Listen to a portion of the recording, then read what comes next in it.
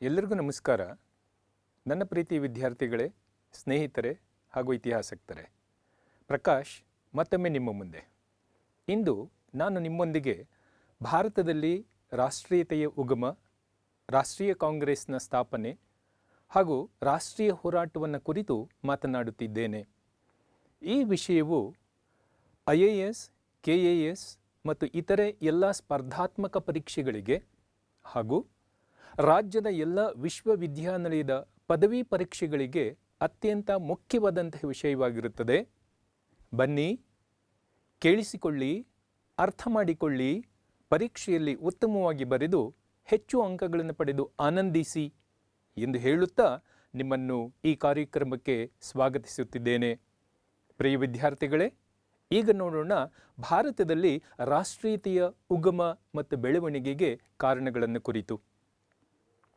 ಮಕ್ಕಳೇ, ಆಧುನಿಕ ಕಾಲದಲ್ಲಿ ತಕ್ಕಡೆಯನ್ನು ಕೈಯಲ್ಲಿ ಹಿಡಿದುಕೊಂಡು ವ್ಯಾಪಾರ ಮಾಡುವ ಸೋಗನ್ನು ಹಾಕಿಕೊಂಡು ಸಾಗರ ಮಾರ್ಗದ ಮೂಲಕ ಭಾರತವನ್ನು ಪ್ರವೇಶಿಸಿದ ಪಾಶ್ಚಾತ್ಯರಲ್ಲಿ ಪ್ರಮುಖರಾದ ಬ್ರಿಟಿಷರು ಇಲ್ಲಿಯ ರಾಜಕೀಯ ದುರವಸ್ಥೆಯ ಲಾಭವನ್ನು ಪಡೆದುಕೊಂಡು ತಮ್ಮ ವ್ಯಾಪಾರದ ಉದ್ದೇಶವನ್ನು ರಾಜಕೀಯಕ್ಕೆ ಬದಲಾಯಿಸಿಕೊಂಡು ತಮ್ಮಂತೆಯೇ ಭಾರತದಲ್ಲಿ ವ್ಯಾಪಾರ ಮಾಡಲು ಬಂದಿದ್ದ ಅನ್ಯ ಪಾಶ್ಚಾತ್ಯರನ್ನು ಇಲ್ಲಿಂದ ಹೊರದೂಡಿ ಅಂತಿಮವಾಗಿ ಭಾರತದಲ್ಲಿ ಬ್ರಿಟಿಷ್ ಚಕ್ರಾಧಿಪತ್ಯವನ್ನು ಸ್ಥಾಪಿಸುವಲ್ಲಿ ಯಶಸ್ವಿಯಾಗಿ ಭಾರತ ದೇಶದಲ್ಲಿ ತಮ್ಮ ಆಡಳಿತವನ್ನು ಆರಂಭಿಸಿಯೇ ಬಿಟ್ಟರು. ಬಹುಭಾಷಿಕರ, ಬಹು ಧಾರ್ಮಿಕರ, ಬಹು ಜನಾಂಗಗಳ ದೇಶ ಆಗಿರುವ ಈ ಭಾರತದಲ್ಲಿ ಉತ್ತಮವಾಗಿ ಆಡಳಿತವನ್ನು ನಡೆಸುವ ಸಲುವಾಗಿ ಮತ್ತು ತಮ್ಮ ಆಡಳಿತದ ಅನುಕೂಲಕ್ಕಾಗಿ ಸಾರಿಗೆ, ಸಂಪರ್ಕ, ಆಡಳಿತ ಮತ್ತು ಶಿಕ್ಷಣ ಮುಂತಾದ ಕ್ಷೇತ್ರಗಳಲ್ಲಿ ಹಲವಾರು ಸುಧಾರಣೆಗಳನ್ನು ಜಾರಿಗೆ ತಂದರು.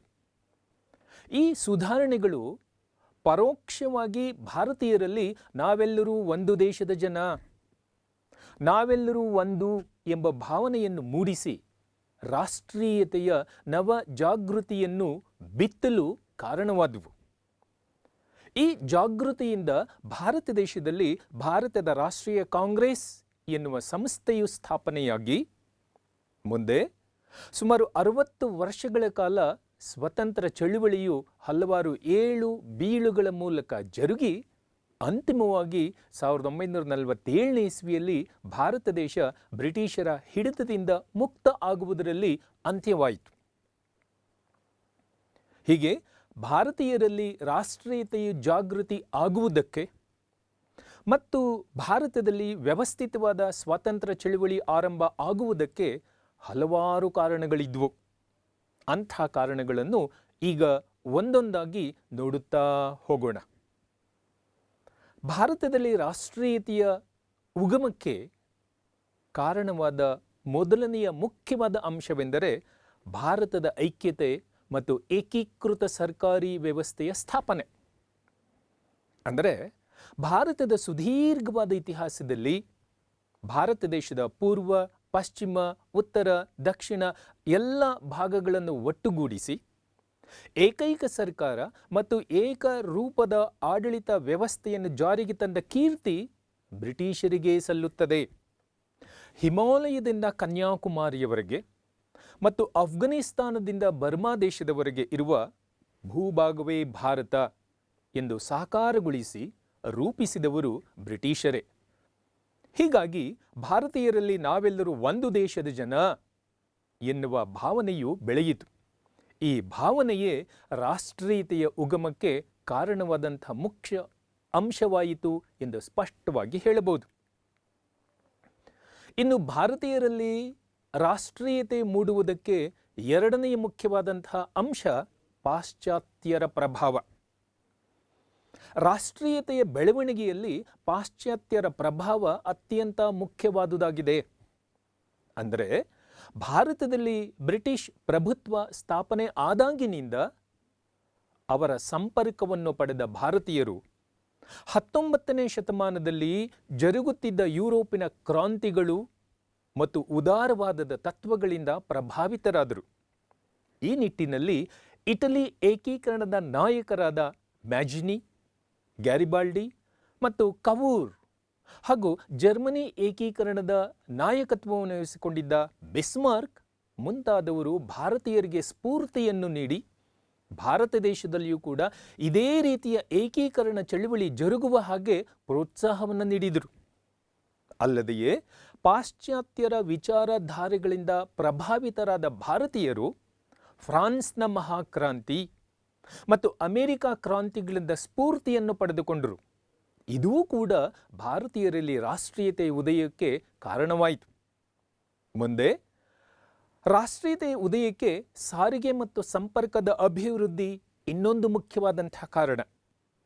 ಅಂದರೆ ಬ್ರಿಟಿಷರು ತಮ್ಮ ವ್ಯಾಪಾರ ವಹಿವಾಟನ್ನು ತ್ವರಿತಗೊಳಿಸುವ ಸಲುವಾಗಿ ಮತ್ತು ತಮ್ಮ ವಿರುದ್ಧವಾಗಿ ದೇಶದಾದ್ಯಂತ ತಲೆ ಎತ್ತುತ್ತಿದ್ದ ದಂಗೆಗಳನ್ನು ಬಹಳ ಬೇಗನೆ ದಮನ ಮಾಡುವ ಸಲುವಾಗಿ ಭಾರತದಾದ್ಯಂತ ನಿರ್ಮಿಸಿದ್ದ ರಸ್ತೆ, ರೈಲು ಸಾರಿಗೆ ಮತ್ತು ಸಂಪರ್ಕ ವ್ಯವಸ್ಥೆಗಳು ಭಾರತೀಯರಲ್ಲಿ ರಾಷ್ಟ್ರೀಯತೆಯನ್ನು ಜಾಗೃತಿಗೊಳಿಸಲು ಕಾರಣವಾದವು. ಈ ಸಾರಿಗೆ ಸಂಪರ್ಕ ವ್ಯವಸ್ಥೆಯ ಲಾಭವನ್ನು ಪರೋಕ್ಷವಾಗಿ ಪಡೆದುಕೊಂಡ ಭಾರತೀಯರು ತಮ್ಮಲ್ಲಿ ರಾಷ್ಟ್ರೀಯತೆಯನ್ನು ಮೈಗೂಡಿಸಿಕೊಂಡರು. ಅಂದರೆ ಭಾರತದ ವಿವಿಧ ಪ್ರಾಂತ್ಯಗಳ ಜನ ನಾಯಕರುಗಳ ಶೀಘ್ರವಾದಂತಹ ಭೇಟಿಗೆ ಮತ್ತು ವಿಚಾರ ವಿನಿಮಯಕ್ಕೆ ಈ ಸಾರಿಗೆ ಸಂಪರ್ಕ ಕ್ಷೇತ್ರದ ಅಭಿವೃದ್ಧಿಯು ಸಹಾಯ ಮಾಡಿತು. ಇದರಿಂದ ಭಾರತೀಯರು ದೇಶದಾದ್ಯಂತ ಮುಕ್ತವಾಗಿ ಸಂಚರಿಸಿ ದೇಶದ ಮೂಲೆ ಮೂಲೆಗಳಿಗೂ ಕೂಡ ಹರಡಿ ಬ್ರಿಟಿಷರ ವಿರುದ್ಧವಾಗಿ ಹೋರಾಡಲು ಜನತೆಯನ್ನು ಅಣಿಗೊಳಿಸಿದರು. ಇದರೊಟ್ಟಿಗೆ ಅಂಚೆ, ತಂತಿ, ದೂರವಾಣಿ ಸೌಲಭ್ಯಗಳು ಭಾರತೀಯರಲ್ಲಿ ಶೀಘ್ರ ವಿಚಾರ ವಿನಿಮಯ ಮೂಡಿ ರಾಷ್ಟ್ರೀಯತೆಯನ್ನು ಜಾಗೃತಗೊಳಿಸಿತ್ತು. ಬ್ರಹ್ಮ ಸಮಾಜ, ಪ್ರಾರ್ಥನಾ ಸಮಾಜ ಮುಂತಾದಂತಹ ಸಂಸ್ಥೆಗಳು ಪಾಶ್ಚಾತ್ಯ ವಿಚಾರಧಾರೆಯ ಪ್ರಭಾವದಿಂದ ರೂಪುಗೊಂಡಂತಹ ಚಳುವಳಿಗಳಾಗಿದ್ವು. ಪಾಶ್ಚಿಮಾತ್ಯ ವಿಚಾರಶೀಲತೆಗೆ ಭಾರತದ ಉತ್ತರವಾಗಿ ಈ ಸಂಘ ಸಂಸ್ಥೆಗಳು ಕೆಲಸವನ್ನು ಮಾಡಿದ್ವು. ಹೀಗೆ ಸಾರಿಗೆ ಮತ್ತು ಸಂಪರ್ಕದ ಅಭಿವೃದ್ಧಿ ಭಾರತೀಯರಲ್ಲಿ ರಾಷ್ಟ್ರೀಯತೆಯನ್ನು ಮೂಡಿಸಿ ಕಾಂಗ್ರೆಸ್ ಎನ್ನುವ ಸಂಸ್ಥೆ ಸ್ಥಾಪನೆಯಾಗಿ ರಾಷ್ಟ್ರೀಯ ಹೋರಾಟ ಆರಂಭವಾಗುವುದಕ್ಕೆ ಅವಕಾಶವನ್ನು ಕಲ್ಪಿಸಿತ್ತು. ರಾಷ್ಟ್ರೀಯತೆಯ ಏಳಿಗೆಯಲ್ಲಿ ನಾಲ್ಕನೆಯ ಮುಖ್ಯವಾದಂತಹ ಅಂಶವೆಂದರೆ ಸಾಮಾಜಿಕ ಮತ್ತು ಧಾರ್ಮಿಕ ಸುಧಾರಣಾ ಚಳುವಳಿಗಳು. ಮಕ್ಕಳೇ, 19ನೆಯ ಶತಮಾನ ಭಾರತೀಯ ಪುನರುಜ್ಜೀವನದ ಕಾಲವಾಗಿದೆ. ಅಂದರೆ ಪಾಶ್ಚಾತ್ಯ ವಿಚಾರಧಾರೆಗಳಿಂದ ಪ್ರಭಾವಿತರಾದ ಭಾರತೀಯ ಪುನರುಜ್ಜೀವನದ ನಾಯಕರಾಗಿದ್ದ Rajaram Mohan Roy, doctor Atmaram Pandurang, Dayanand Saraswati, Vivekananda, Annie Besant ಮುಂತಾದವರು ಕ್ರಮವಾಗಿ ಬ್ರಹ್ಮ ಸಮಾಜ, ಪ್ರಾರ್ಥನಾ ಸಮಾಜ, ಆರ್ಯ ಸಮಾಜ, ಶ್ರೀರಾಮಕೃಷ್ಣ ಮಿಷನ್, ಥಿಸಾಫಿಕಲ್ ಸೊಸೈಟಿ ಮುಂತಾದ ಸಂಘ ಸಂಸ್ಥೆಗಳನ್ನು ಸ್ಥಾಪಿಸಿ ಭಾರತೀಯರಲ್ಲಿದ್ದ ಅಂಧ ಸಂಪ್ರದಾಯಗಳನ್ನೆಲ್ಲ ಹೋಗಲಾಡಿಸಿ ಭಾರತೀಯರಲ್ಲಿ ವೈಜ್ಞಾನಿಕ ಮನೋಭಾವನೆ ಬೆಳೆಯುವಂತೆ ಮಾಡಿದರು. ಹೀಗೆ ಆರಂಭವಾದಂತಹ ಈ ಸಾಮಾಜಿಕ ಧಾರ್ಮಿಕ ಸುಧಾರಣಾ ಚಳುವಳಿಗಳು ಭಾರತೀಯರನ್ನು ಒಗ್ಗೂಡಿಸಿ ಅವರಲ್ಲಿ ರಾಷ್ಟ್ರೀಯತೆಯ ಬೀಜವನ್ನು ಬಿತ್ತಿದವು ಎನ್ನುವುದರಲ್ಲಿ ಎರಡು ಮಾತಿಲ್ಲ. ರಾಷ್ಟ್ರೀಯತೆಯ ಜಾಗೃತವಾಗುವುದಕ್ಕೆ ಮತ್ತೊಂದು ಮುಖ್ಯವಾದಂತಹ ಕಾರಣ ಭಾರತದ ಗತವೈಭವ ಮತ್ತು ಪುರಾತತ್ವ ಶೋಧನೆ. ಪಾಶ್ಚಾತ್ಯ ಮತ್ತು ಭಾರತೀಯ ಸಂಶೋಧಕರ ಪ್ರಭಾವದಿಂದ ಭಾರತದ ಭವ್ಯವಾದಂತಹ ಪುರಾತನ ಪರಂಪರೆಯು ಪುನರುಜ್ಜೀವನಗೊಂಡಿತು ಭಾರತದಲ್ಲಿ. ಉದಾಹರಣೆಗೆ ಮ್ಯಾಕ್ಸ್ ಮುಲ್ಲರ್, ರಾನಡೆ, ಹರಿಪ್ರಸಾದ್ ಶಾಸ್ತ್ರಿ, ಆರ್.ಜಿ. ಭಂಡಾರ್ಕರ್ ಇನ್ನೂ ಮುಂತಾದ ಸಂಶೋಧಕರಿಂದ ಸಂಶೋಧನೆ ಮಾಡಲ್ಪಟ್ಟು ಪ್ರಕಟಗೊಂಡಂಥ ಗ್ರಂಥಗಳು ಭಾರತೀಯರಿಗೆ ಭಾರತೀಯ ಸಂಸ್ಕೃತಿಯ ವೈಭವವನ್ನು ಪರಿಚಯ ಮಾಡಿಕೊಟ್ಟವು. ಹೀಗಾಗಿ ಭಾರತೀಯರಲ್ಲಿ ಇದ್ದಂತಹ ಕೀಳಿರಿಮೆ ಎನ್ನುವುದು ತೊಲಗಿ ಆತ್ಮಗೌರವ ಮೂಡಿ ಪರದಾಸ್ಯದ ವಿರುದ್ಧ ಹೋರಾಡುವಂತೆ ಭಾರತೀಯರನ್ನ ಪ್ರೇರೇಪಣೆ ಮಾಡಿತು ಈ ಭಾರತದ ಗತವೈಭವ ಮತ್ತು ಪುರಾತತ್ವ ಶೋಧನೆ. ಹಾಗೆ ಇಂಗ್ಲಿಷ್ ಶಿಕ್ಷಣ ರಾಷ್ಟ್ರೀಯತೆಯನ್ನು ಜಾಗೃತಿಗೊಳಿಸುವಲ್ಲಿ ಮತ್ತೊಂದು ಮುಖ್ಯವಾದಂತಹ ಕಾರಣವಾಗಿತ್ತು. ಇಂಗ್ಲಿಷ್ ಶಿಕ್ಷಣದ ಮೂಲಕ ಪಾಶ್ಚಾತ್ಯ ವಿಚಾರಧಾರೆ ಭಾರತ ದೇಶಕ್ಕೆ ಹರಿದು ಬಂತು. ಈ ನಿಟ್ಟಿನಲ್ಲಿ ಪಾಶ್ಚಾತ್ಯ ರಾಷ್ಟ್ರಗಳಲ್ಲಿದ್ದ ಪ್ರಜಾಪ್ರಭುತ್ವ ಸರ್ಕಾರಗಳು ವಾಕ್ ಸ್ವಾತಂತ್ರ್ಯ, ಪತ್ರಿಕಾ ಸ್ವಾತಂತ್ರ್ಯ, ಸಮಾನತೆ, ಭ್ರಾತೃತ್ವ, ಉದಾರತಾವಾದ ಮುಂತಾದವುಗಳ ಕಲ್ಪನೆಯು ಭಾರತೀಯರಿಗೆ ಬಂದದ್ದು ಈ ಪಾಶ್ಚಾತ್ಯ ಶಿಕ್ಷಣದ ಮೂಲಕವೇ ಎನ್ನುವುದು ಬಹಳ ಮುಖ್ಯವಾದ ಸಂಗತಿ. ಇಂಗ್ಲಿಷ್ ಶಿಕ್ಷಣ ಭಾರತೀಯ ವಿದ್ಯಾವಂತರಲ್ಲಿ ಸಂಪರ್ಕದ ಮಾಧ್ಯಮವಾಗಿತ್ತು. ಇಂಗ್ಲಿಷ್ ಶಿಕ್ಷಣದಿಂದ ವಿವಿಧ ಭಾಷೆಗಳನ್ನಾಡುತ್ತಿದ್ದ ಭಾರತೀಯರು ಒಂದೆಡೆ ಸೇರಿ ದೇಶದ ಸಾಮಾನ್ಯ ಸಮಸ್ಯೆಗಳನ್ನು ಚರ್ಚೆ ಮಾಡುವುದಕ್ಕೆ, ವಿಚಾರ ವಿನಿಮಯವನ್ನು ಮಾಡಿಕೊಳ್ಳುವುದಕ್ಕೆ ಸಾಧ್ಯವಾಯಿತು. ಹೀಗೆ ಬಹುಭಾಷಿಕರ ನಾಡಾಗಿದ್ದ ಭಾರತ ದೇಶಕ್ಕೆ ಈ ಇಂಗ್ಲಿಷ್ ಭಾಷೆಯ ಶಿಕ್ಷಣವು ಒಂದು ಸಮಾನವಾದಂತಹ ವೇದಿಕೆಯನ್ನು ಕಲ್ಪಿಸಿ ಇಂಗ್ಲಿಷ್ ಭಾಷೆಯ ಮೂಲಕ ವಿಚಾರ ವಿನಿಮಯವನ್ನು ಮಾಡಿಕೊಂಡು ಜಾಗೃತರಾದರು. ಹೀಗಾಗಿ ಇಂಗ್ಲಿಷ್ ಶಿಕ್ಷಣದಿಂದ ಮೂಡಿಬಂದ ಈ ವಿಚಾರಗಳು ರಾಷ್ಟ್ರೀಯತೆಯ ಬೆಳವಣಿಗೆಗೆ ಕಾರಣವಾದವು. ಹಾಗೆ ಸಾಹಿತಿಗಳು ಮತ್ತು ಸಾಹಿತ್ಯ ಕೃತಿಗಳ ಪ್ರಭಾವ ರಾಷ್ಟ್ರೀಯತೆ ಏಳಿಗೆಗೆ ಇನ್ನೊಂದು ಕಾರಣ. ಭಾರತೀಯರಲ್ಲಿ ರಾಷ್ಟ್ರೀಯತೆಯನ್ನು ಮೂಡಿಸುವಲ್ಲಿ ಸಾಹಿತಿಗಳು ಮತ್ತು ಸಾಹಿತ್ಯ ಕೃತಿಗಳು ಅತ್ಯಂತ ಹೆಚ್ಚಿನ ಪಾತ್ರವನ್ನು ವಹಿಸಿದ್ವು. ಈ ಹಿನ್ನೆಲೆಯಲ್ಲಿ ದೀನಬಂಧು ಮಿತ್ರ, ಹೇಮಚಂದ್ರ ಬ್ಯಾನರ್ಜಿ, ನವೀನ್ ಚಂದ್ರ ಸೇನ್, ಬಂಕಿಂ ಚಂದ್ರ ಚಟರ್ಜಿ, ರಮೇಶ್ ಚಂದ್ರ ದತ್, ರವೀಂದ್ರನಾಥ ಠಾಕೂರ್ ಮುಂತಾದವರು ರಚಿಸಿದಂಥ ಗ್ರಂಥಗಳು ಭಾರತೀಯರ ರಾಷ್ಟ್ರೀಯತೆಯನ್ನು ಬಡಿದೆಬ್ಬಿಸಿದವು. ಬಂಕಿಂ ಚಂದ್ರ ಜತ್ ರವರ ವಂದೇ ಮಾತರಂ ಎನ್ನುವಂಥ ಗೀತೆ ರಾಷ್ಟ್ರೀಯ ಚಳುವಳಿಯ ಅಮರಗೀತೆಯಾಗಿತ್ತು. ಈ ವೇಳೆಗೆ ಮುದ್ರಣ ಯಂತ್ರದ ಸೌಲಭ್ಯವಿದ್ದು ಈ ಎಲ್ಲ ಸಾಹಿತಿಗಳ ಎಲ್ಲ ಕೃತಿಗಳನ್ನು ಮುದ್ರಿಸಿ ಅತ್ಯಂತ ಶೀಘ್ರವಾಗಿ ಇಡೀ ದೇಶದಾದ್ಯಂತ ಮಾರಾಟ ಮಾಡಿ ರಾಷ್ಟ್ರೀಯತೆಯ ಕಾವನ್ನು ಮತ್ತಷ್ಟು ಹೆಚ್ಚಿಸಲು ಕಾರಣವಾಯಿತು. ರಾಷ್ಟ್ರೀಯತೆಯ ಎತ್ತರಿಸುವಿಕೆಯಲ್ಲಿ ಇನ್ನೊಂದು ಮುಖ್ಯವಾದಂತಹ ಅಂಶವೆಂದರೆ ಪತ್ರಿಕೆಗಳು. ರಾಷ್ಟ್ರೀಯತೆಯ ಬೀಜವನ್ನು ಬಿತ್ತುವಲ್ಲಿ ಪತ್ರಿಕೆಗಳು ಗಮನಾರ್ಹವಾದ ಪಾತ್ರ ವಹಿಸಿದ್ವು.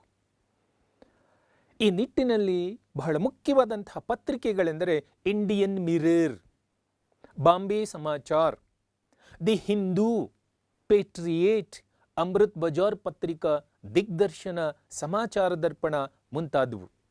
ಹಾಗೆ ಕರ್ನಾಟಕದಲ್ಲಿ ಮೈಸೂರಿನಿಂದ ಪ್ರಕಟವಾಗುತ್ತಿದ್ದ ಸಾಧ್ವಿ, ಧಾರವಾಡದಿಂದ ಪ್ರಕಟವಾಗುತ್ತಿದ್ದ ಧನಂಜಯ ಎನ್ನುವ ಪತ್ರಿಕೆ, ಕರ್ನಾಟಕ ವೃತ್ತ, ರಾಜಹಂಸ, ವೀರಕೇಸರಿ ಮುಂತಾದವು ಭಾರತೀಯರ ಜಡತೆಯನ್ನು ಹೋಗಲಾಡಿಸಿ ಚಿಂತನಶೀಲತೆಯನ್ನು ಮೂಡಿಸಿ ರಾಷ್ಟ್ರೀಯ ಚಳುವಳಿಯಲ್ಲಿ ಧುಮುಕುವಂತೆ ಮಾಡಿದುವು ಈ ಎಲ್ಲ ಪತ್ರಿಕೆಗಳು.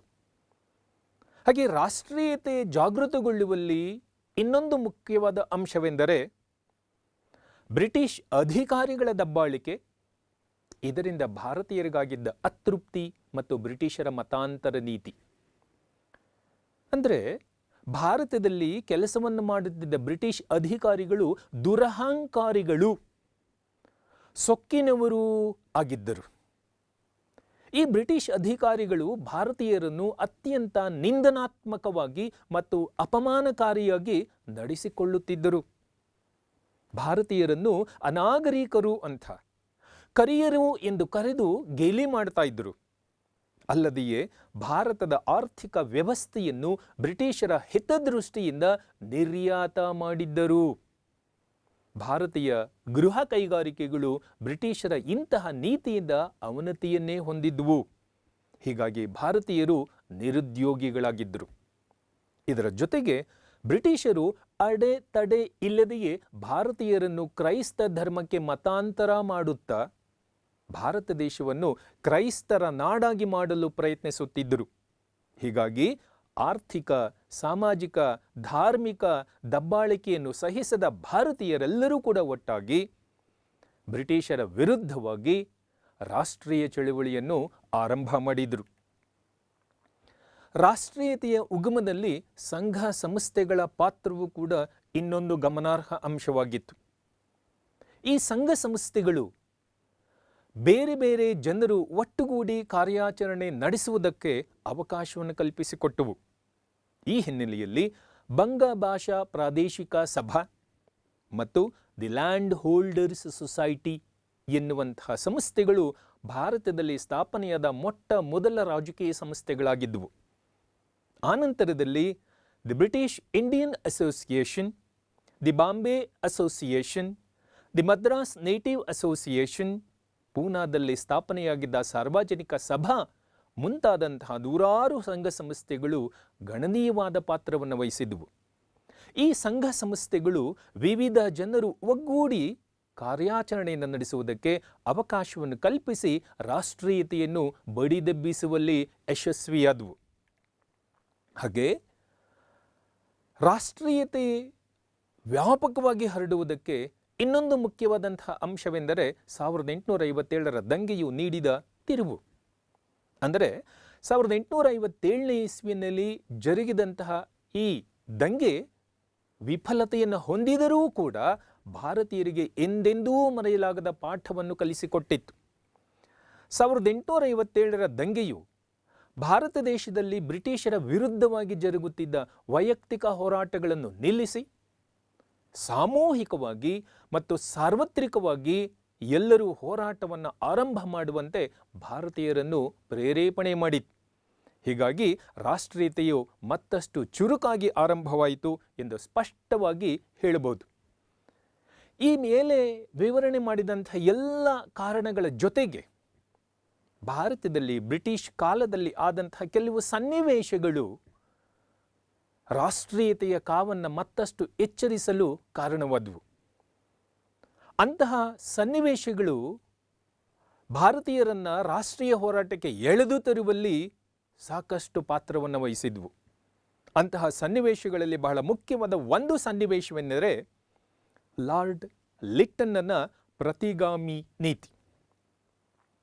ಲಾರ್ಡ್ ಲಿಟ್ಟನ್ ಇಡೀ ಭಾರತವೇ ಭೀಕರ ಕ್ಷಾಮ ಮತ್ತು ಬರಗಾಲದಲ್ಲಿ ಮುಳುಗಿ ತೊಳಲಾಡುತ್ತಿದ್ದಾಗ ಇಂತಹ ಭೀಕರ ಪರಿಸ್ಥಿತಿಯನ್ನು ಸುಧಾರಿಸಲು ಕ್ರಮವನ್ನು ಕೈಗೊಳ್ಳದೆಯೇ 1876ನೇ ಇಸ್ವಿಯಲ್ಲಿ ರಾಯಲ್ ಟೈಟಲ್ಸ್ ಆಕ್ಟ್ ಎನ್ನುವ ಕಾಯ್ದೆಯನ್ನು ಜಾರಿ ಮಾಡಿ ಬ್ರಿಟಿಷ್ ರಾಣಿ ಭಾರತದ ಸಾಮ್ರಾಜ್ಞಿ ಎಂದು ಘೋಷಣೆಯನ್ನು ಮಾಡಿ ಆ ಸಂತೋಷವನ್ನು ಹಂಚಿಕೊಳ್ಳುವ ಸಲುವಾಗಿ ದೆಹಲಿ ದರ್ಬಾರನ್ನು ನಡೆಸಿ ದೊಡ್ಡ ಔತಣಕೂಟವನ್ನು ಏರ್ಪಡಿಸಿ ಕೋಟ್ಯಾಂತರ ರೂಪಾಯಿಗಳನ್ನು ವ್ಯಯಿಸಿದನು.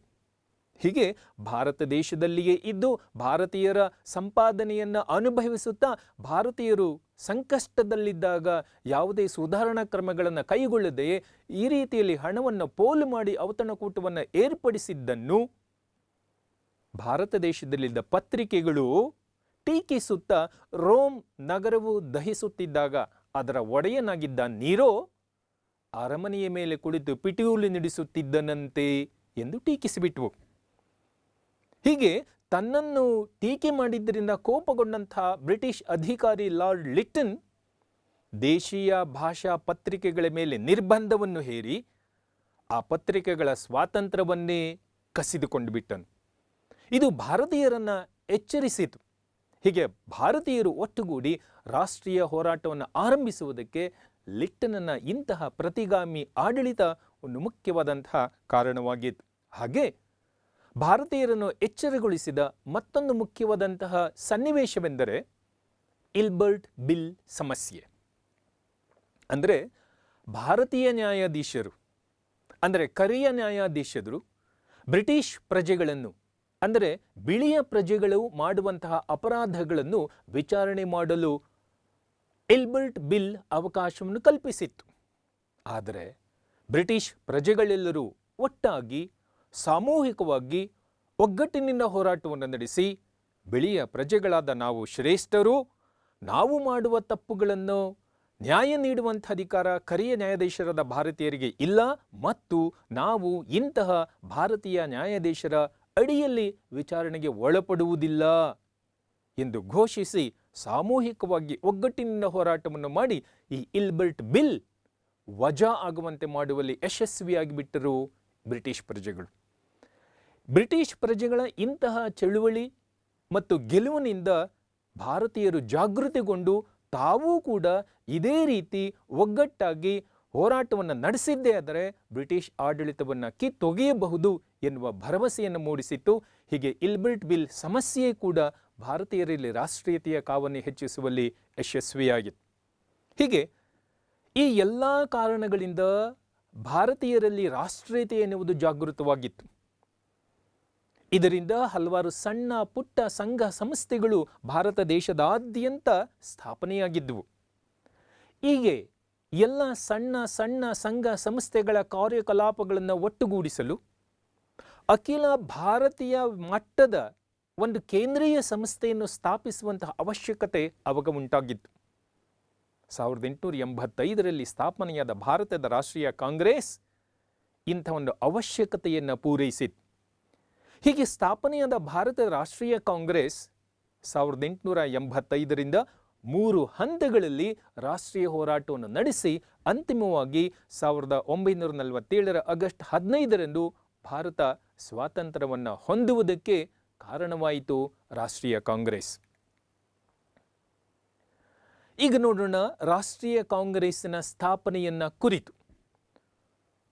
ಈಗ ಚರ್ಚೆ ಮಾಡಿದ ಎಲ್ಲ ವಿವಿಧ ರೀತಿಯ ಕಾರಣಗಳು ಭಾರತದಲ್ಲಿ ರಾಷ್ಟ್ರೀಯತೆ ಮೊಳೆತು ರಾಜಕೀಯ ಮತ್ತು ಸಾಮಾಜಿಕ ಜಾಗೃತಿಯನ್ನು ಉಂಟು ಮಾಡಿದ್ವು.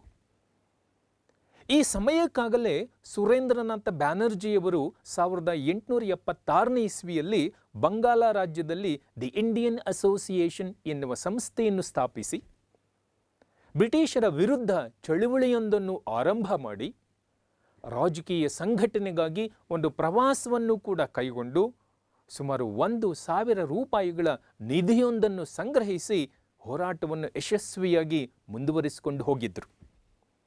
ಇದೇ ರೀತಿ ಭಾರತ ದೇಶದಾದ್ಯಂತ ಸ್ಥಾಪನೆಯಾಗಿದ್ದ ಹಲವಾರು ಸಂಘ ಸಂಸ್ಥೆಗಳ ಕಾರ್ಯಕಲಾಪಗಳನ್ನು ಸಮನ್ವಯಗೊಳಿಸುವ ಸಲುವಾಗಿ ಮತ್ತು ರಾಷ್ಟ್ರೀಯ ವ್ಯಾಪ್ತಿಯುಳ್ಳ ಬಲಿಷ್ಠ ಸಂಸ್ಥೆಯೊಂದರ ಸ್ಥಾಪನೆಗಾಗಿ ಅಡಿಪಾಯವನ್ನು ಹಾಕಿದಂತಹ ಕೀರ್ತಿ ಬ್ರಿಟಿಷ್ ಈಸ್ಟ್ ಇಂಡಿಯಾ ಕಂಪನಿಯ ನಿವೃತ್ತ ನೌಕರನಾಗಿದ್ದ ಅಲೆನ್ ಆಕ್ಟೇವಿಯಸ್ ಹ್ಯೂಮ್ ಅಥವಾ ಎ.ಒ. ಹ್ಯೂಮ್ ಎನ್ನುವ ಆಂಗ್ಲ ವ್ಯಕ್ತಿಗೆ ಸಲ್ಲುತ್ತದೆ. ಈ ಎ.ಒ. ಹ್ಯೂಮ್ರವರು 1883ನೇ ಇಸ್ವಿಯಲ್ಲಿ ಕಲ್ಕತ್ತಾ ವಿಶ್ವವಿದ್ಯಾನಿಲಯದ ಪದವಿ ವಿದ್ಯಾರ್ಥಿಗಳಿಗೆ ಬಹಿರಂಗ ಪತ್ರವೊಂದನ್ನು ಬರೆದು ಭಾರತದ ಮಾನಸಿಕ, ನೈತಿಕ, ಸಾಮಾಜಿಕ ಮತ್ತು ರಾಜಕೀಯ ಪುನರುತ್ಥಾನಕ್ಕಾಗಿ ಸಂಸ್ಥೆಯೊಂದನ್ನು ಕಟ್ಟಿಕೊಳ್ಳುವುದಕ್ಕೆ ಮುಂದೆ ಬರುವಂತೆ ಎಲ್ಲ ವಿದ್ಯಾರ್ಥಿಗಳಿಗೆ ಕರೆ ನೀಡಿದರು. ಹಾಗೂ ಆವತ್ತು ಭಾರತದ ಬ್ರಿಟಿಷ್ ವೈಸ್ರಾಯ್ ಆಗಿದ್ದ ಲಾರ್ಡ್ ಡಫ್ರಿನ್ನೊಂದಿಗೆ ತಾವೇ ಚರ್ಚೆಯನ್ನು ನಡೆಸಿ ಇಂಡಿಯನ್ ನ್ಯಾಷನಲ್ ಕಾಂಗ್ರೆಸ್ ಎನ್ನುವ ಒಂದು ರಾಷ್ಟ್ರೀಯ ಸಂಸ್ಥೆಯ ಸ್ಥಾಪನೆಗೆ ಎ.ಒ. ಹ್ಯೂಮ್ರವರೇ ಅನುಮತಿಯನ್ನೂ ಕೊಡಿಸಿದರು. ಹೀಗಾಗಿ ಭಾರತ ದೇಶದ ವಿವಿಧ ಭಾಗಗಳಿಂದ ಸಾಕಷ್ಟು ಜನರು ಮುಂದೆ ಬಂದು ಇಂಡಿಯನ್ ನ್ಯಾಷನಲ್ ಯೂನಿಯನ್ ಎನ್ನುವ ಸಂಸ್ಥೆಯನ್ನು ಕಟ್ಟಿಕೊಂಡರು. ಈ ಇಂಡಿಯನ್ ನ್ಯಾಷನಲ್ ಯೂನಿಯನ್ ಎಂಬ ಸಂಸ್ಥೆಯ ಪ್ರಪ್ರಥಮ ಅಧಿವೇಶನವನ್ನು 1885ನೇ ಇಸ್ವಿ ಡಿಸೆಂಬರ್ನಲ್ಲಿ ಮಹಾರಾಷ್ಟ್ರ ರಾಜ್ಯದ ಪೂನಾ ನಗರದಲ್ಲಿ ನಡೆಸಲು ತೀರ್ಮಾನವನ್ನು ಕೈಗೊಂಡರು. ಆದರೆ ಆ ಸಮಯದಲ್ಲಿ ಪೂನಾ ನಗರದಲ್ಲಿ ಕಾಲರದ ಸೋಂಕು ಹರಡಿದ್ದರಿಂದಾಗಿ ಸಮ್ಮೇಳನದ ಸ್ಥಳವನ್ನು ಪೂನಾದಿಂದ ಮುಂಬಯಿಗೆ ಬದಲಾಯಿಸಿ 1885ರ ಡಿಸೆಂಬರ್ 28ರಂದು ಮುಂಬೈನ ಗೋಕುಲದಾಸ ತೇಜ್ಪಾಲ್ ಸಂಸ್ಕೃತ ಕಾಲೇಜಿನಲ್ಲಿ ಡಬ್ಲ್ಯೂ.ಸಿ. ಬ್ಯಾನರ್ಜಿ, ಉಮೇಶ್ ಚಂದ್ರ ಬ್ಯಾನರ್ಜಿಯವರ ಅಧ್ಯಕ್ಷತೆಯಲ್ಲಿ ನಡೆಸಲಾಯಿತು. ಆನಂತರ ಸುರೇಂದ್ರನಾಥ್ ಬ್ಯಾನರ್ಜಿಯವರು ಸ್ಥಾಪಿಸಿದ್ದ ಇಂಡಿಯನ್ ಅಸೋಸಿಯೇಷನ್ ಎನ್ನುವ ಸಂಸ್ಥೆಯು ಈ ಭಾರತದ ರಾಷ್ಟ್ರೀಯ ಕಾಂಗ್ರೆಸ್ನಲ್ಲಿ ವಿಲೀನವಾಯಿತು. ಹೀಗೆ ರಾಷ್ಟ್ರೀಯ ಕಾಂಗ್ರೆಸ್ಸಿನ ಮೊದಲ ಅಧಿವೇಶನದಲ್ಲಿ ಫಿರೋಜ್ ಶಾ ಮೆಹ್ತಾ, ದಾದಾಭಾಯಿ ನವರೋಜಿ, ಕೆ.ಟಿ. ತೆಲ್ಲಾಂಗ್, ಎಸ್.ಎನ್. ಬ್ಯಾನರ್ಜಿ, ದೀನ್ ಶಾ ವಾಚ, ಬದ್ರುದ್ದೀನ್ ತ್ಯಾಬ್ಜಿ, ಎ.ಒ. ಹ್ಯೂಮ್ ಮುಂತಾದಂಥ ನಾಯಕರು ಮಹತ್ವದ ಪಾತ್ರವನ್ನು ವಹಿಸಿದರು. ಈ ಸಮ್ಮೇಳನದಲ್ಲಿ ಕಾಂಗ್ರೆಸ್ ತನ್ನ ಗುರಿ, ಸ್ವರೂಪ ಮತ್ತು ಉದ್ದೇಶಗಳನ್ನು ಸ್ಪಷ್ಟವಾಗಿ ತಿಳಿಸಿತು. ಹೀಗೆ 1885ರಲ್ಲಿ ಸ್ಥಾಪನೆಯಾದ ರಾಷ್ಟ್ರೀಯ ಕಾಂಗ್ರೆಸ್ ಹೊಂದಿದ್ದಂತಹ ಮುಖ್ಯವಾದ ಉದ್ದೇಶಗಳು ಅಥವಾ ಗುರಿಗಳೆಂದರೆ, ಮೊದಲನೇದಾಗಿ ರಾಷ್ಟ್ರೀಯ ನಾಯಕರ ಪರಸ್ಪರ ಪರಿಚಯ, ರಾಷ್ಟ್ರೀಯ ನಾಯಕರ ಮಧ್ಯದ ವಿಚಾರ ವಿನಿಮಯ ರಾಷ್ಟ್ರೀಯ ನಾಯಕರ ಮಧ್ಯದಲ್ಲಿ ಜರುಗುವಂಥ ಚರ್ಚೆಗಳಿಗೆ ಅನುಕೂಲ ಆಗುವ ಹಾಗೆ ಪ್ರತಿ ವರ್ಷವೂ ಕೂಡ ಭಾರತ ದೇಶದ ಒಂದಲ್ಲ ಒಂದು ಭಾಗದಲ್ಲಿ ಸಮ್ಮೇಳನವನ್ನು ಏರ್ಪಡಿಸಬೇಕು ಎನ್ನುವುದು ಈ ರಾಷ್ಟ್ರೀಯ ಕಾಂಗ್ರೆಸ್ನ ಮುಖ್ಯವಾದಂಥ ಮೊದಲ ಉದ್ದೇಶವಾಗಿತ್ತು. ಎರಡನೇದಾಗಿ, ಜಾತಿ ಮತ ಭೇದ ಇಲ್ಲದೆಯೇ ಭಾರತ ದೇಶದ ಯಾವುದೇ ವ್ಯಕ್ತಿಯಾದರೂ ಕೂಡ 4 ಆಣೆ ಚಂದಾವನ್ನು ನೀಡಿ ರಾಷ್ಟ್ರೀಯ ಕಾಂಗ್ರೆಸ್ನ ಸದಸ್ಯತ್ವವನ್ನು ಪಡೆದುಕೊಳ್ಳಬಹುದಿತ್ತು. ಹಾಗೆ ಭಾರತ ದೇಶದ ಭಾರತೀಯರ ಸಮಸ್ಯೆಗಳನ್ನು ಬ್ರಿಟಿಷರ ಮುಂದೆ ತಂದು ಪರಿಹರಿಸಿಕೊಳ್ಳುವುದು ರಾಷ್ಟ್ರೀಯ ಕಾಂಗ್ರೆಸ್ನ ಇನ್ನೊಂದು ಮುಖ್ಯವಾದಂಥ ಉದ್ದೇಶವಾಗಿತ್ತು. ಹಾಗೆ ಬ್ರಿಟಿಷರು ಸೇನೆ ಮತ್ತು ಆಡಳಿತ ಕ್ಷೇತ್ರಗಳಲ್ಲಿ ಮಾಡುತ್ತಿದ್ದ ದುಬಾರಿ ವೆಚ್ಚಗಳನ್ನು ಕಡಿಮೆ ಮಾಡುವಂತೆ ಒತ್ತಾಯ ಮಾಡುವುದು ಕೂಡ ರಾಷ್ಟ್ರೀಯ ಕಾಂಗ್ರೆಸ್ನ ಇನ್ನೊಂದು ಉದ್ದೇಶವಾಗಿತ್ತು. ಹಾಗೆ ಭಾರತೀಯರಿಗೆ ಪಾಶ್ಚಾತ್ಯ ಶಿಕ್ಷಣವನ್ನು ನೀಡುವುದು ಮತ್ತು ಭಾರತೀಯರಿಗೆ ಆಡಳಿತದಲ್ಲಿ ಉನ್ನತವಾದ ಹುದ್ದೆಗಳನ್ನು ನೀಡುವಂತೆ ಒತ್ತಾಯ ಮಾಡುವುದು ಕೂಡ ರಾಷ್ಟ್ರೀಯ ಕಾಂಗ್ರೆಸ್ನ ಇನ್ನೊಂದು ಉದ್ದೇಶ ಆಗಿತ್ತು. ಮುಂದೆ ಭಾರತೀಯ ಆಡಳಿತ ವ್ಯವಸ್ಥೆಯನ್ನು ಪರಿಶೀಲಿಸಲು ಆಯೋಗವೊಂದನ್ನು ರಚಿಸಲು ಬೇಡಿಕೆಯನ್ನು ತರುವುದು ರಾಷ್ಟ್ರೀಯ ಕಾಂಗ್ರೆಸ್ನ ಉದ್ದೇಶವಾಗಿತ್ತು. ನಂತರ ಭಾರತದಲ್ಲಿಯೂ ಕೂಡ ಸಿವಿಲ್ ಸರ್ವಿಸ್ ಪರೀಕ್ಷೆಗಳನ್ನು ನಡೆಸುವಂತೆ ಒತ್ತಾಯ ಮಾಡುವುದು ರಾಷ್ಟ್ರೀಯ ಕಾಂಗ್ರೆಸ್ನ ಇನ್ನೊಂದು ಉದ್ದೇಶವಾಗಿತ್ತು. ಆದರೆ ಭಾರತೀಯರು ಕಷ್ಟಪಟ್ಟು ಉದ್ದೇಶಪೂರ್ವಕವಾಗಿ ಸ್ಥಾಪನೆ ಮಾಡಿಕೊಂಡ ಈ ರಾಷ್ಟ್ರೀಯ ಕಾಂಗ್ರೆಸ್ಸನ್ನು ಬ್ರಿಟಿಷರು ರಕ್ಷಣಾ ಕವಾಟ, ಒಂದು ಸೇಫ್ಟಿ ವಾಲ್ವ್ ರೀತಿಯಲ್ಲಿ ಬಳಸಿಕೊಂಡರು. ಮುಂದೆ ಭಾರತದ ರಾಷ್ಟ್ರೀಯ ಕಾಂಗ್ರೆಸ್ ಸಂವಿಧಾನಾತ್ಮಕ ನೀತಿಯನ್ನು ಅನುಸರಿಸಿ ಹೋರಾಟವನ್ನು ಆರಂಭ ಮಾಡಿತು. ಹಲವಾರು ಏಳು ಬೀಳುಗಳ ಮೂಲಕ 3 ಹಂತಗಳ ಹೋರಾಟವನ್ನು ನಡೆಸಿ ಕೊನೆಗೆ 1947 ಆಗಸ್ಟ್ 15ರಂದು ಭಾರತ ಸ್ವಾತಂತ್ರ್ಯವನ್ನು ಪಡೆದುಕೊಳ್ಳುವ ಹಾಗೆ ಮಾಡುವಲ್ಲಿ ಈ ಭಾರತದ ರಾಷ್ಟ್ರೀಯ ಕಾಂಗ್ರೆಸ್ ಯಶಸ್ವಿಯಾಗಿತ್ತು. ಪ್ರೀತಿಯ ವಿದ್ಯಾರ್ಥಿಗಳೇ, ಇಂದು ನಾನು ನಿಮ್ಮೊಂದಿಗೆ ಭಾರತೀಯರಲ್ಲಿ ರಾಷ್ಟ್ರೀಯತೆಯ ಉದಯಕ್ಕೆ ಕಾರಣಗಳು ಏನು, ಹಾಗೆ ರಾಷ್ಟ್ರೀಯ ಕಾಂಗ್ರೆಸ್ ಹೇಗೆ ಸ್ಥಾಪನೆ ಆಯಿತು ಎನ್ನುವ ವಿಚಾರವನ್ನು ಸಂಕ್ಷಿಪ್ತವಾಗಿ ಚರ್ಚಿಸಿದ್ದೇನೆ ನಿಮ್ಮೊಂದಿಗೆ.